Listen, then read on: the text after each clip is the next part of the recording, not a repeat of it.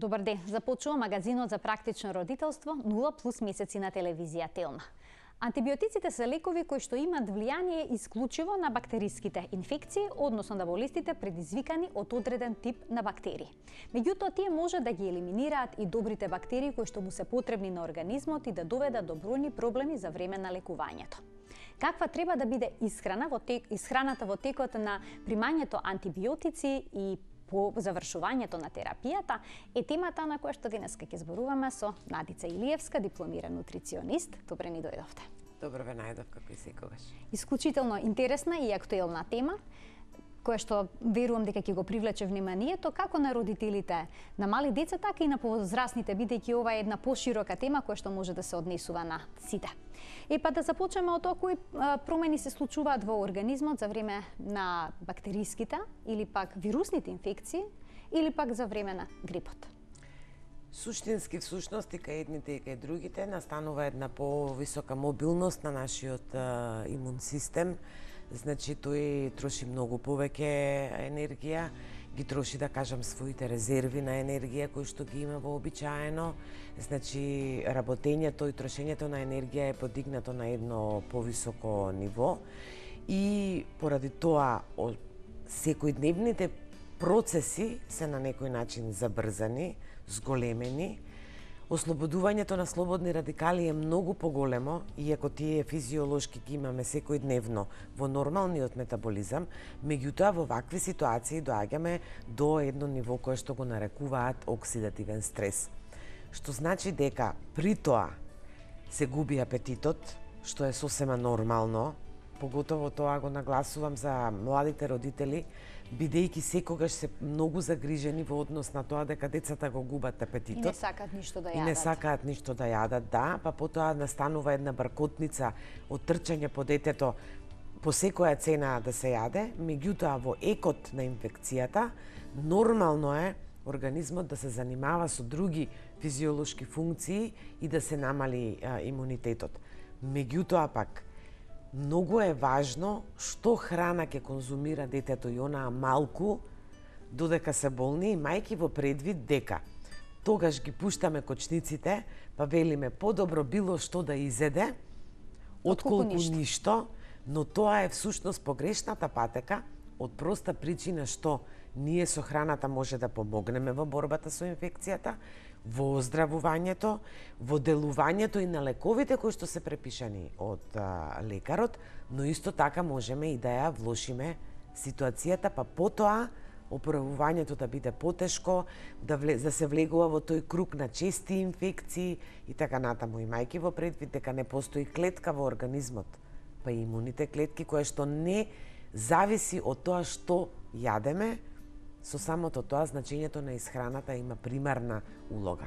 Има ли некои продукти кои што не се препорачливи да се внесуваат за време на антибиотската терапија? Продукти кои што ја спречуваат апсорбцијата на лекот? Треба да имаме во предвид дека секое лекарство го има патот во нашиот организам подеднакво ист како што го има и храната.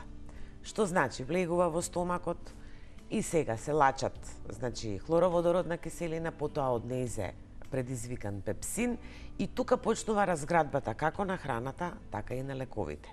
Многу масна храна, многу тешки оброци, многу зачинета храна се задржува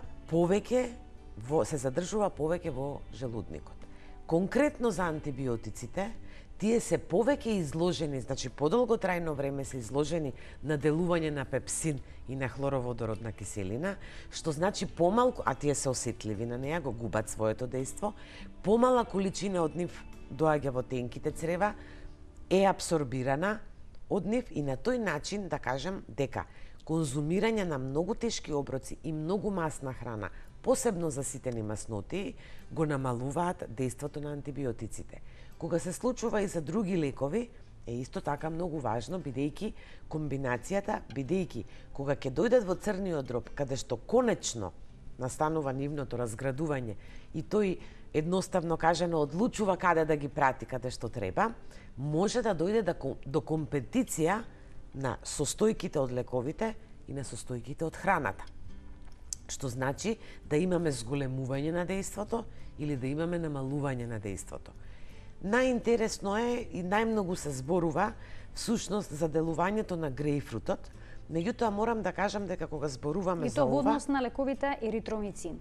да, во однос на Антибиотиците. некои антибиотици, меѓутоа науката докажа директна спојна точка, значи најмногу за повозрасната популација со лековите за хипертензија, намалување на масноти, иако мора да се каже дека можна е, значи интеракција и со антибиотиците, посебно поради тоа што менува одреден тип на ензими и гликопротеини кои се многу важни за метаболизирање на лековите, посебно, значи, состојка како некои состојки како што се некои ензими кои што како кофактори се замешуваат веќе со она што треба да се направи.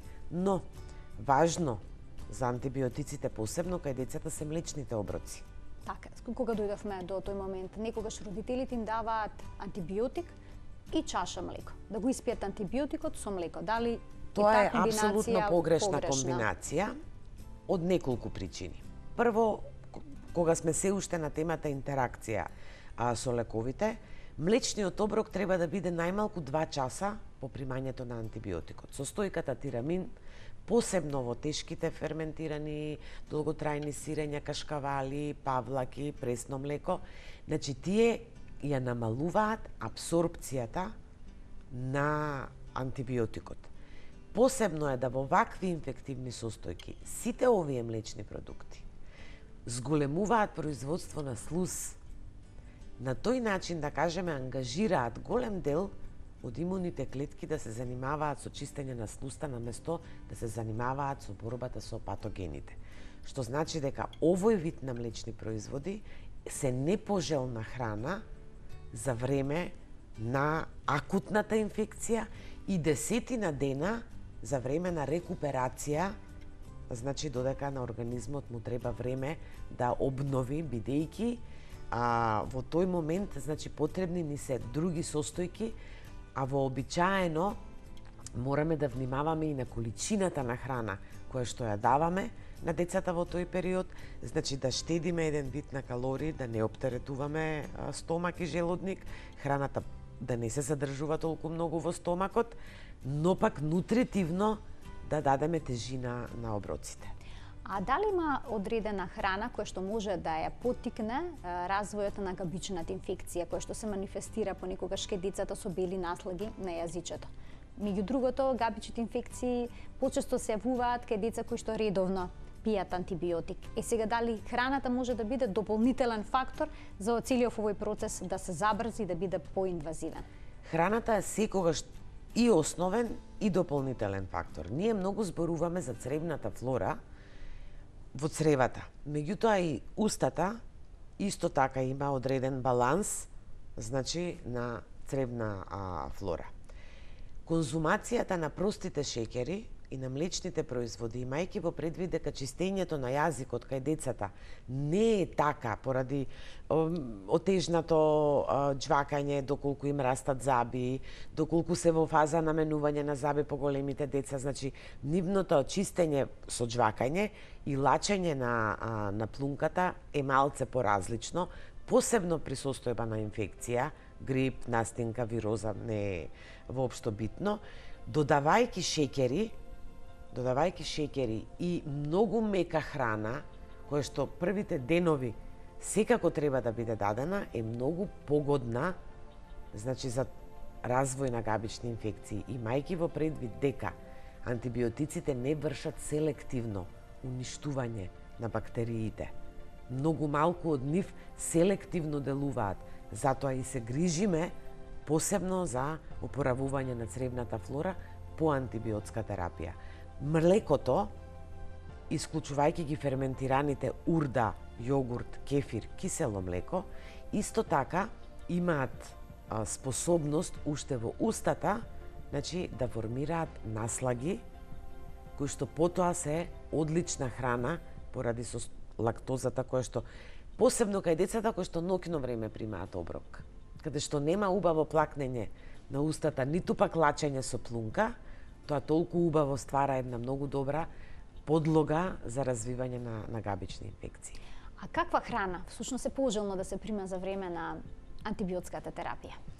Имајќи во предвид дека имуните клетки, односно имуниот систем, е изграден претежно од протеини, мораме да ги застапиме сите макронутриенти, односно основни групи на храна, и да не одиме, значи, една во корист на друга. Она кое што треба да внимаваме се да ги избегнуваме заситените масноти.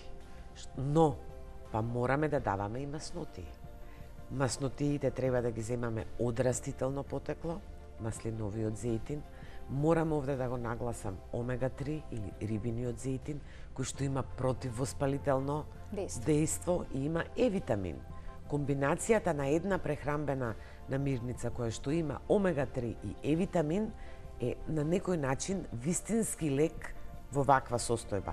Посебно во фибрилна состојба, кога децата имаат температура. Не смееме да ги заборавиме јаглените хидрати. Меѓутоа да не доаѓаат од прости шеќери, што значи дека тука треба да биде застапен интегралниот ориз, црвениот компир, компирот, потоа зеленчук кој што е претежно скробен, меѓутоа има нерастворливи материи, билни влакна, кои што ќе делуваат и како пребиотици. Овие правила на крај ќе кажам не важат кога се има диареја. Тука мора да бидат посебно други правила. Многу овоше и зеленчук заради антиоксидансите, но да бидат термички обработени, кашеста структура, прво поради тоа што децата може да одбиваат да јадат и поради болки во грлото, што значи дека и претходно треба да помогнеме детето побргу да ја свари храната. Генерално треба да внимаваме на внесот на омега-3, потоа на внесот на бета-глуканите, морам да ги спомнам лукот, кромидот, мора да ја спомнам кокошкината супа, избегнувам да кажам пилешка супа, бидејќи насочувам да се бараат селски кокошки или селски петел уште подобро. Науката точно го докажа лековитото делување во овие случаеви, значи на супата од кокошка или од петел, но домашно направена, по одреден рецепт, никако не во коцка. Да, бидејќи многу често тогаш се посегнува на готови супи од готови супа од кесичка со петел. Тоа никако, со тоа не помагаме, тоа ги намалува обрамбените способности. Намирници богати со цинк и со селен. Така. А-витамин, бета-каротин, С-витамин и Е-витамин. Да им дадеме можност на гледачите да се вклучат во програма доколку имаат прашање поврзано со денешната тема. 3076-677 е телефонскиот број на телевизија Телма. Во студиото гостинка ни е Надица Илиевска, дипломиран нутриционист, која што дава појаснувања каква исхрана е потребна за време на антибиотската терапија и по нејзиното завршување. Ја спомнавте диарејата, односно за време на терапијата со антибиотик се случува дисбаланс помеѓу добрите и лоши бактерии во цревата и многу често, односно речиси секој антибиотик предизвикува пролив. Со каква исхрана треба да се бориме за да се редуцира овој проблем? Покрај пробиотската терапија, нели се препорачува во тие моменти децата и па и возрастните да примаат и суплементација со пробиотик? Суплементацијата со пробиотик во овој случај е значи оправдана, но и тоа сакам да го нагласам дека пробиотикот треба да се зема на гладно, што значи дека да не биде земен после антибиотикот, за да не бидат бактериите уништени. За да не бидат бактериите уништени. Потоа во вакви случаеви се препорачуваат и суплементи од пробиотици кои што се жвакливи, точно ради овие состојби кои што ги нарековме со што се случуваат во устата. Меѓутоа, освен тој момент, посебно внимание доколку се појави диареја. Веќе не важат правилата на препечен леб и чај. Веќе постојат гайдлайнси за така наречена брат диета при акутни диареи. На англиски е името, меѓутоа всушност се состои од банана, ориз, јаболково пире и тост. Што значи можеме да објасниме зошто сето тоа е на тој важно. Бананата има во себе пребиотици, значи несварливи компоненти, кои што ќе овозможат на пробиотикот да делува подобро. Богата со калиум надополнува електролитниот баланс, солидна количина на витамини и на минерали и дава ситост. Исто така ги ги помага да се намалат надразнувањата кои што ги има и на празен желудник, па освен диареја, често пати се јавува и повраќање.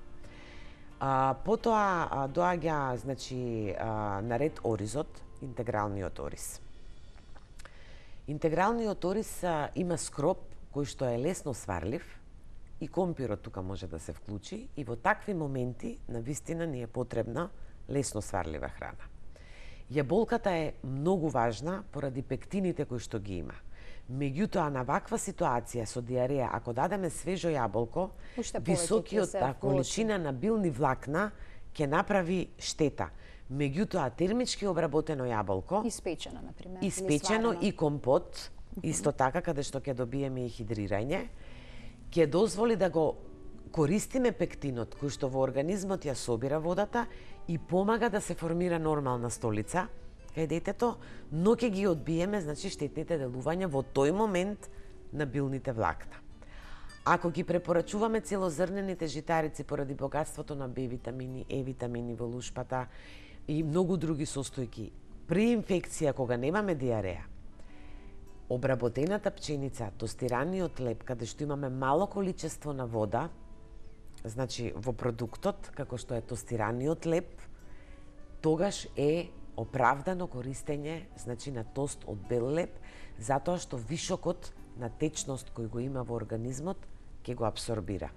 Секогаш препорачувам родителите да прибегнуваат, како да сме ги заборавиле, желејата кои што ги правеле нашите баби.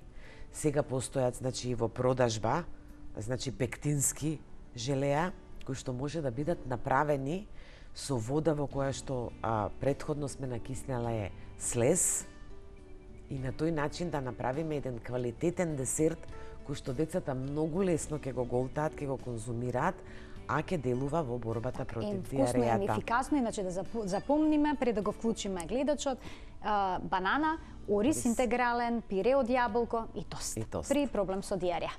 Добар ден, да го вклучиме гледачот кој ни се јавува. Добар ден, поздрав до емисијата, почито господјата нутриционисти до вас. Благодарам. Ги акцентираме овие сите спектри на храна, меѓутоа би замолил за еден по-така стручен коментар на во оваа фаза на лечење за сирутката и за оној густиот сок од грозје што се прави, има народско име, теква како се вика. Значи посебно, да, за сирутката и за ова. Колку се тие ефикасни во лечењето и во секојдневниот живот. Благодарам на внимание, пријатно. Така, ви благодарам што се вклучивте во програма. Многу благотворни намирници. Јас дури препорачувам кога се дава супа од кокошка во вакви ситуации, на крај да се разреди со малку сурутка, меѓутоа секогаш препорачувам сурутката да биде направена во домашни услови, бидејќи готовите сурутки се многу концентрирани изолати, 80%, 90%, непогодни и нелесно сварливи за детска популација. Значи, обично пресно млеко, дома подсечено со неколку капки лимон, така добиена сурутка е многу пожелна и е многу добра за внес на квалитетни протеини во ситуација кога и треба да се хидрираме. Маџунот, растворен во вода, е добар во втората фаза, за кој што сега ќе зборуваме. Да, во втората фаза на рекуперација на организмот, во фаза на инфекцијата е тешко сварлива храна и не во моменти ако е вклучена и диарејата, значи во инфекциите, посебно кај стомачните вируси. Треба да се смири, значи стомачето, полека да се врати кон нормална храна, па да се додаде маџунот. Маџунот пак обратно секогаш се препорачува во ситуации на обстипација. Така. Што се однесува до исхраната по завршувањето на антибиотската терапија, каква таа треба да биде, кои продукти треба да ги вклучува за организмот што поскоро да се опорави од состојбата во која што се нашла? Вообичаено за време на инфекцијата ја расипуваме цревната флора. Вообичаено имаме намален калориски внес и вообичаено организмот на болното дете троши сопствени протеини, значи во борбата против вирусот.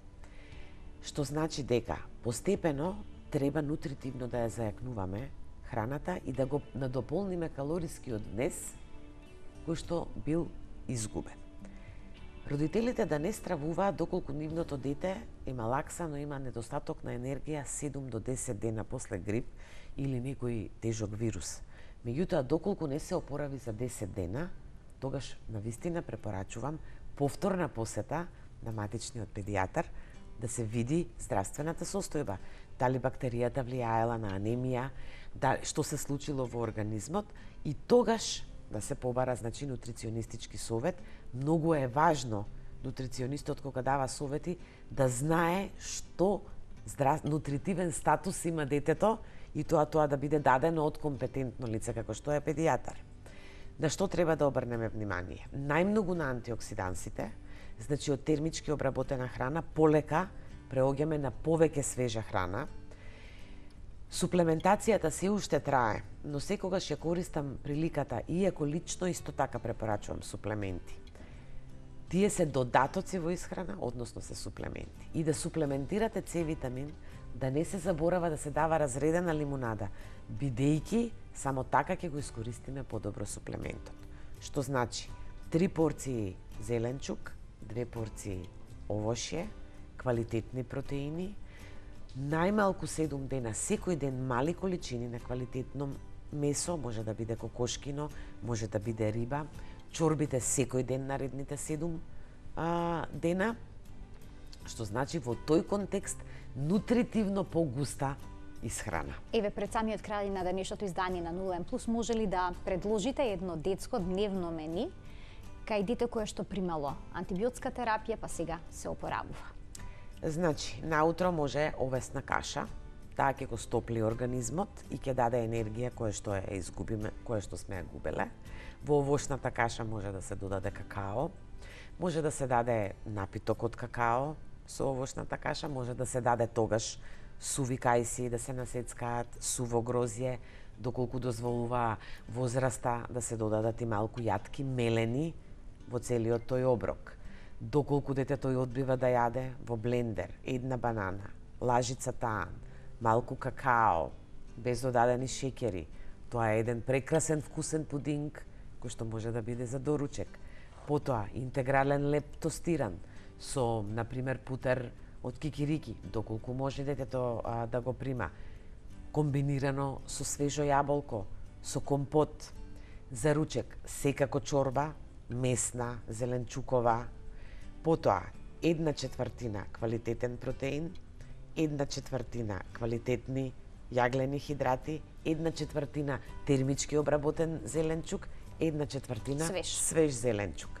Навечер може да се даде исто така чорба, може да се даде риба, само да не се дава пржена храна, да не се даваат грицки, сокови разредени природни од зеленчук. Тоа е она што би требало да се форсира. Надица, ви благодарам за денешното излагање во 0N+, секогаш елоквентно, секогаш полно со информации од кои што родителите може да извлечат на вистина корист. А мене ми е секогаш задоволство да бидам кај вас. Ова беше се во денешното издание на 0N+. Се гледаме секој работен ден во рамки на утринската на Телма. До гледање.